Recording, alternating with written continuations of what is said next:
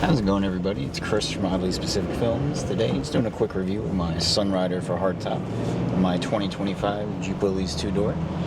So, I figured I wanted to talk about some of the things that I like about it.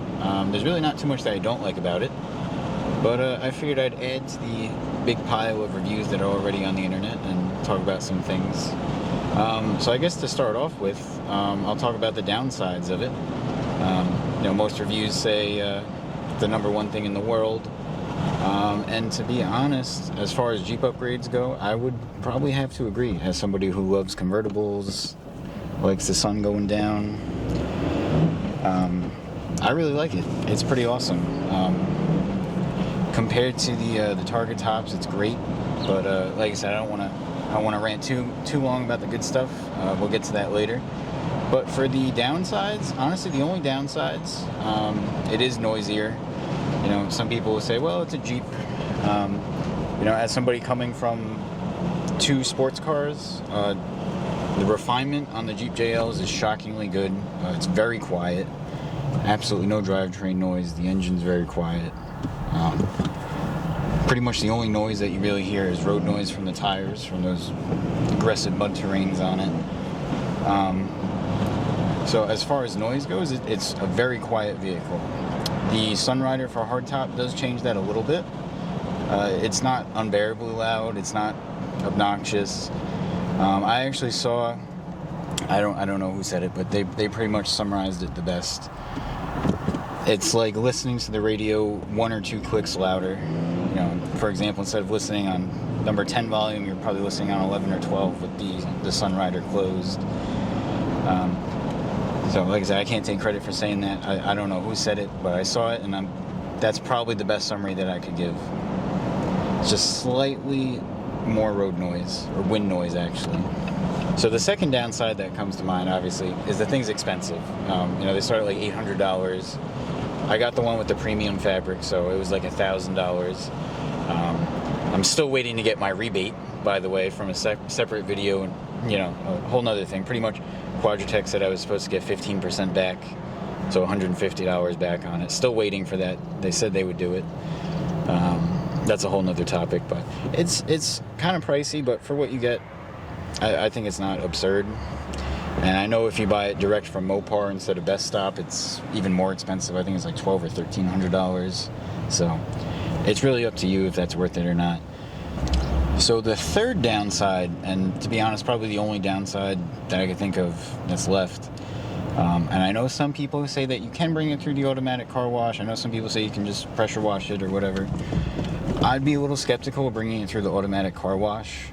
I'm sure you could get away with it. You might be able to get away with it forever, but I was just a little skeptical of doing that, and I would say you're probably, if you're being cautious, probably just hand wash it. Maybe in a pinch run it through the automatic car wash if you really needed.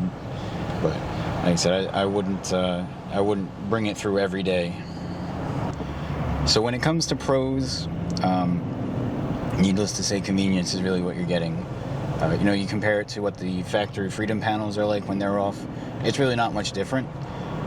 It's really just a matter of the convenience. Instead of packing up the Freedom panels or even stacking them in the trunk, just being able to flip two latches, blow it open in 5 seconds, it's great. So as far as the purpose of it, on a daily driver, I think that's probably the number one reason to get it. If you use your Jeep every day, you really like the outdoor, the open air atmosphere, having the ability to do that is great. If your Jeep is more of a weekend-only vehicle, or you really don't enjoy the outdoors much, then I wouldn't recommend you buy it at all. If it's, if you don't like having the roof open, it's silly to even think about buying it then. If you like having the roof open, but you really only do it on the weekends, maybe you don't need to buy it. It's really just a matter of, if you're just going on long drives, if you're doing off-roading trips and you don't want to close it up, then you don't really need the convenience of it. But if you're out doing errands, you're starting, stopping, maybe you live somewhere where it rains a lot, it's great to have that flexibility to just open and close as you please in a matter of seconds. So yeah, when it comes to opening and closing it, you're out doing errands. I'm at Lowe's right now. just a couple seconds.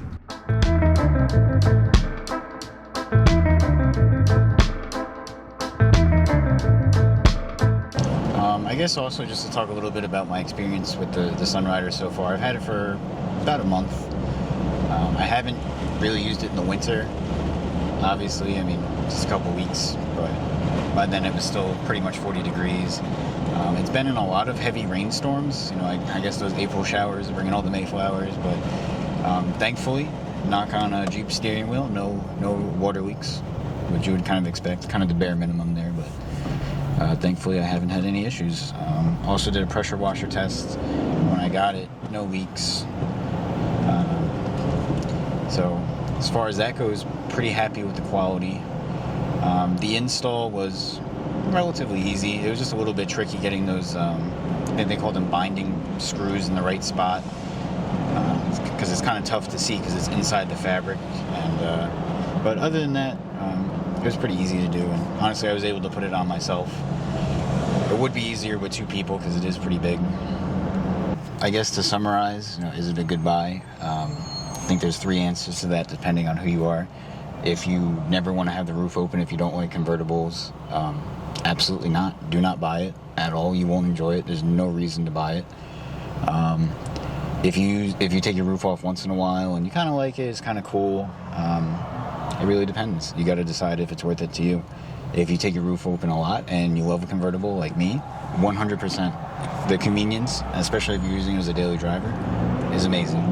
10 out of 10. So it's up to the individual, really.